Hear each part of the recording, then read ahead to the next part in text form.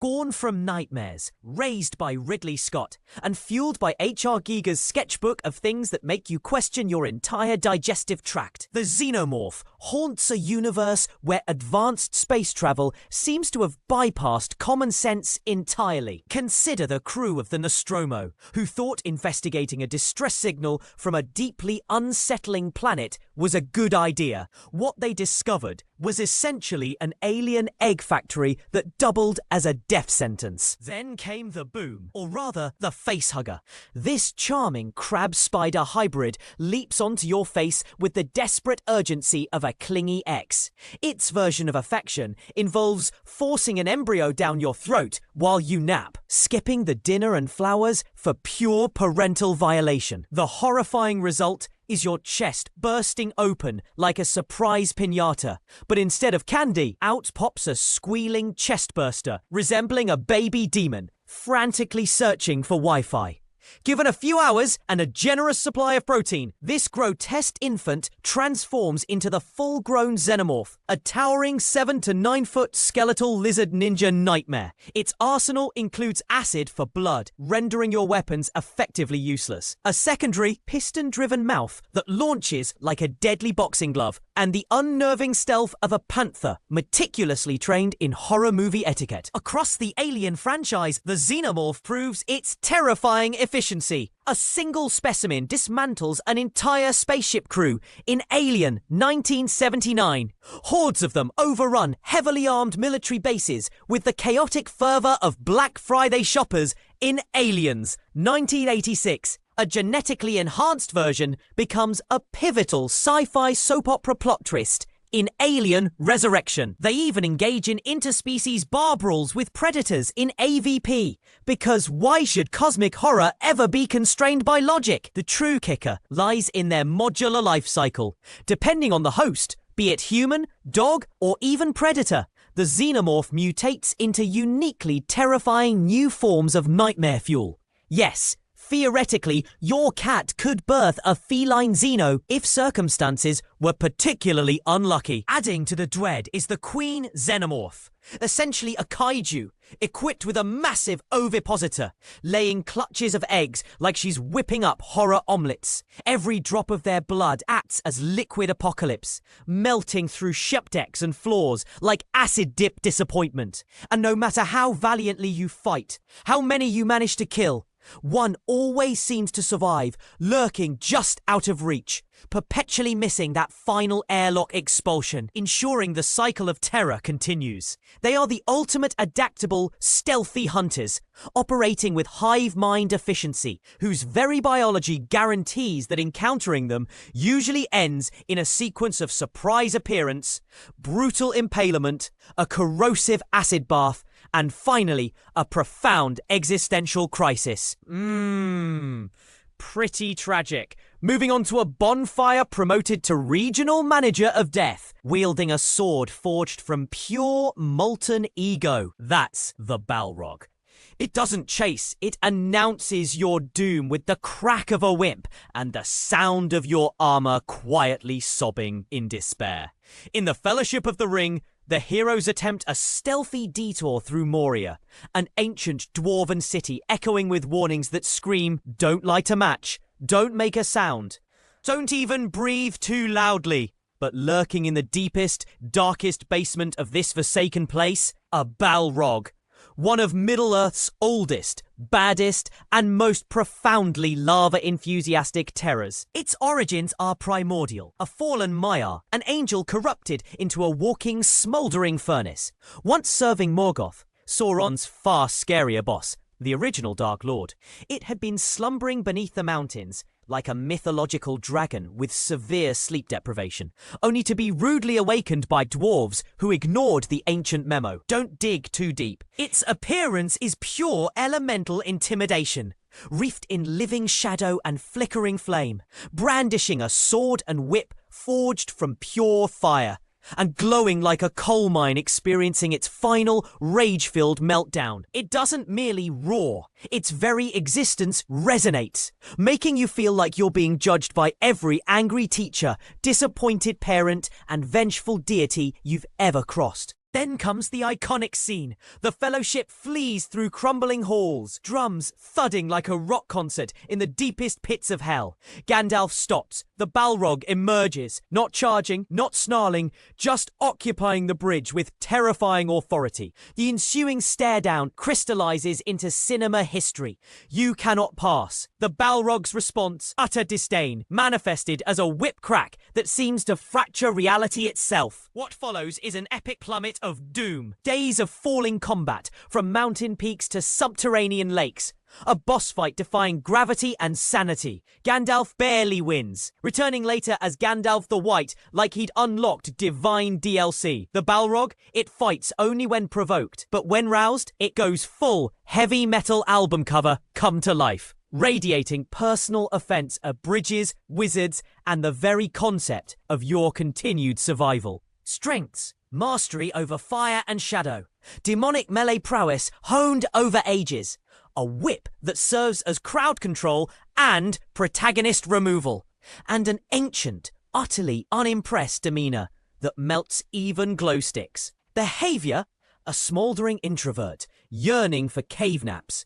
But poke it and prepare for cinematic trauma. Kill method: firelash, molten sword bisection, endless plummet, Gandalf's "You shall not pass" echoing over your very melted remains. The Balrog isn't here to conquer Middle-earth. It's here to remind you that some nightmares should stay buried, and that your fancy sword is now a puddle of regret.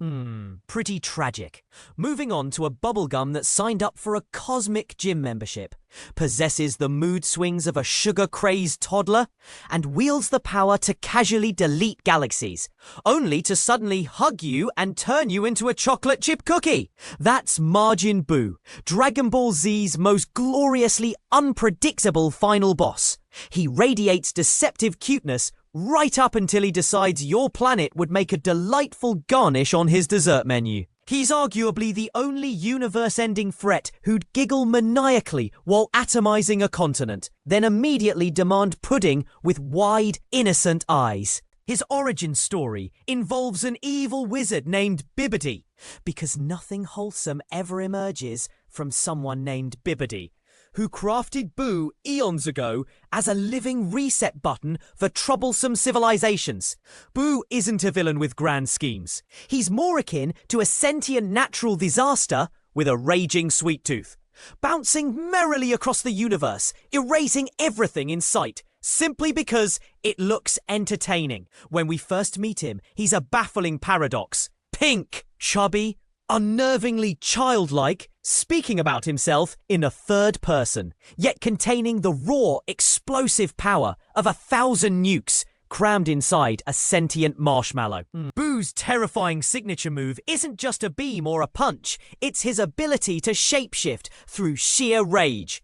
Depending on his emotional state and calorie intake, he morphs into wildly distinct, progressively more dangerous versions. 1. Fat Boo, the initial soft-spoken goofball who might spare your life for a handful of candy. 2. Evil Boo, a sinister grey-skinned split-off radiating pure hold my juice box, I'm angry energy. 3. Super Boo, ripped, cunning, and terrifyingly intelligent, ready to rewrite the laws of physics out of spite. 4. Tid Boo, the primordial final form, small, utterly feral, and so pathologically destructive he'd laugh while self-destructing, just for the chance to blow up Earth again. Each transformation isn't just an upgrade. It's a horrifying Pokemon evolution chain fueled by absorption and rage, leaving the heroes facing a stronger, faster, more unhinged monster every time they seemingly win. His power set reads like a cheat code designed by a sugar-addicted god. He turns people into candy or clay statues with a finger zap, regenerates from dust, vapor, or pure annoyance, absorbs opponents to steal their powers and fashion sense, screams holes through dimensions, and rips open the fabric of space simply by throwing a tantrum. At his peak, he exterminates nearly the entire human population of Earth in one blast. Gets bored? and keeps going. Fighting Boo feels like battling sentient, world-ending jello equipped with Wi-Fi and planet-busting key blasts. Strengths: near infinite regeneration, borderline immortality, the dreaded candy beam, and the terrifying ability to adapt mid-fight by absorbing skills and people like living USB drives. Kill method: candy beam, snack attack, satisfied burp of finality. Or, more likely, he'll simply vaporize you with a planet-busting key blast launched during a temper tantrum. Ultimately, Majin Buu isn't evil because he craves domination. He's evil because he wants a cookie. And you were inconveniently standing between him and the jar. Pretty tragic. But it's not over yet. Imagine a sleep paralysis demon. Then grant it a PhD in astrophysics, god-tier existential dread, and a face resembling an octopus that collided catastrophically with a Gothic cathedral.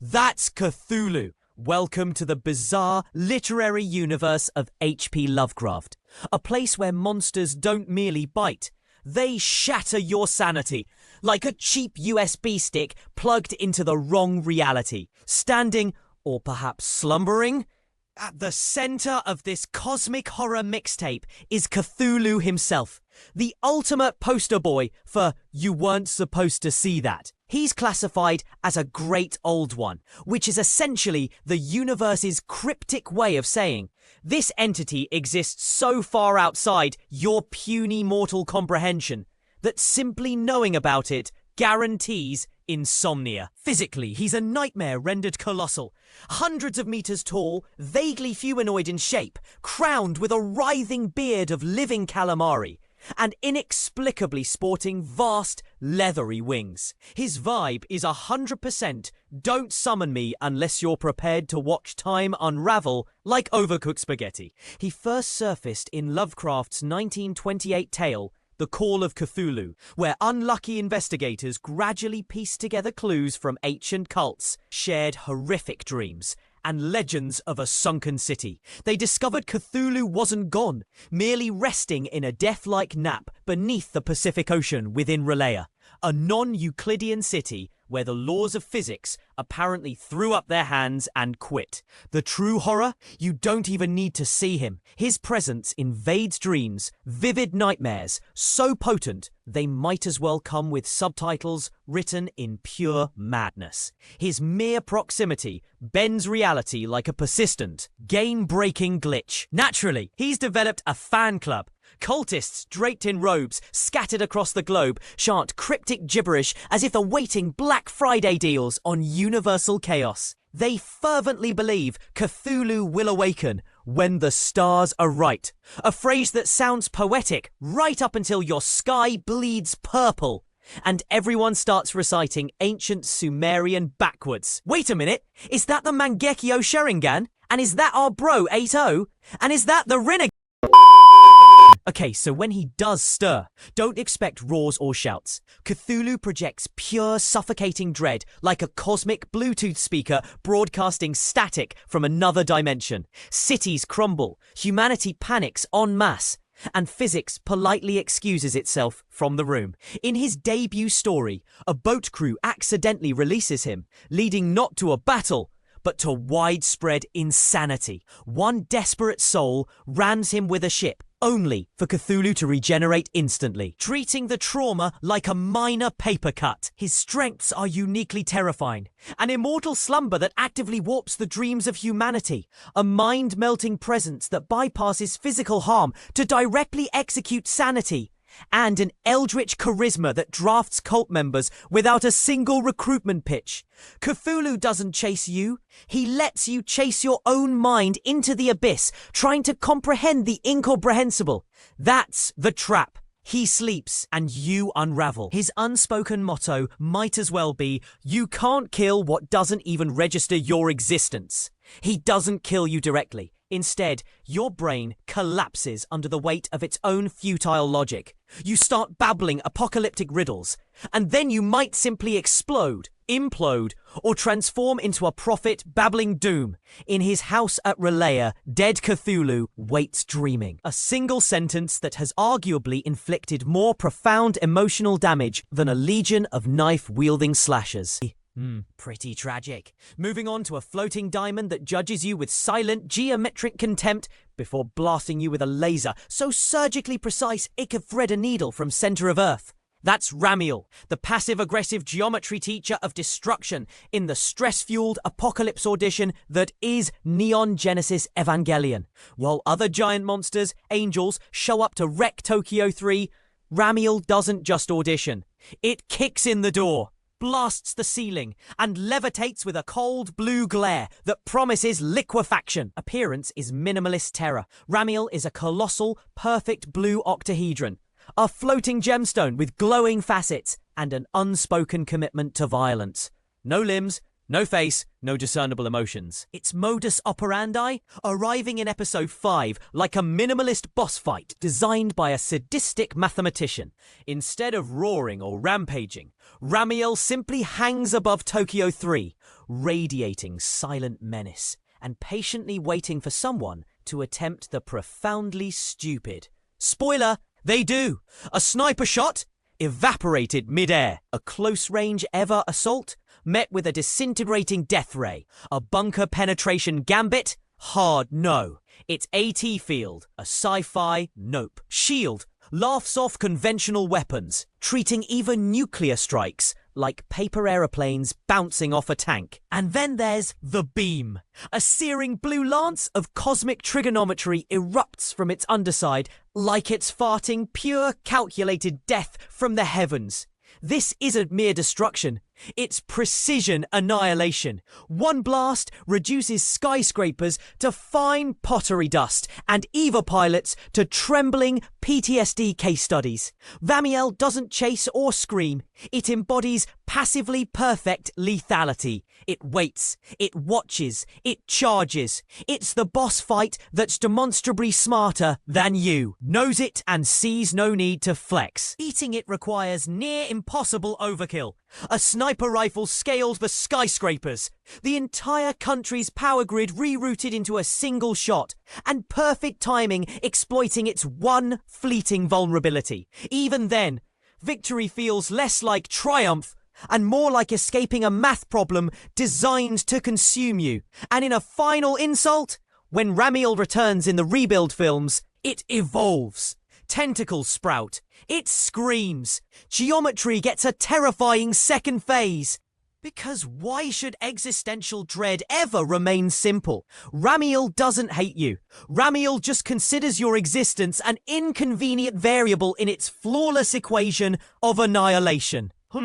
Pretty tragic. Moving on to a 400-foot-tall corpse kicking your front door in, steaming your eyebrows off, and vanishing before you can even fumble for your anti-anxiety meds. That's the Colossal Titan, a walking nuke, wrapped in ghostly efficiency, distilled into pure, towering nightmare fuel. In the grim universe of Attack on Titan, humanity cowers behind concentric walls, desperately avoiding becoming tapas for flesh-hungry giants with terrible posture and zero chill. Then, without preamble, this horror arrives. Episode 1 doesn't ease you in.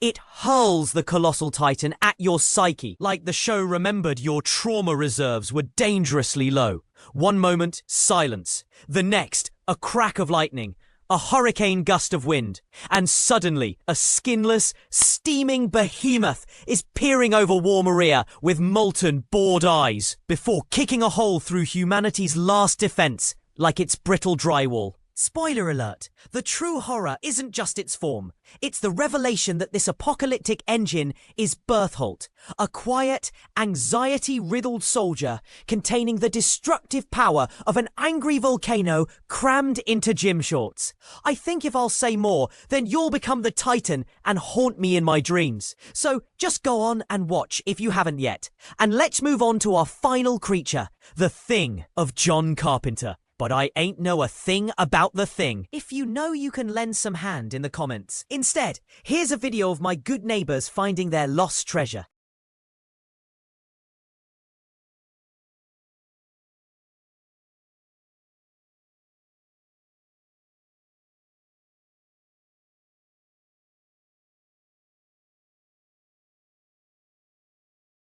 One more thing, help me finding the next topic in the comments. Till then, sayonara.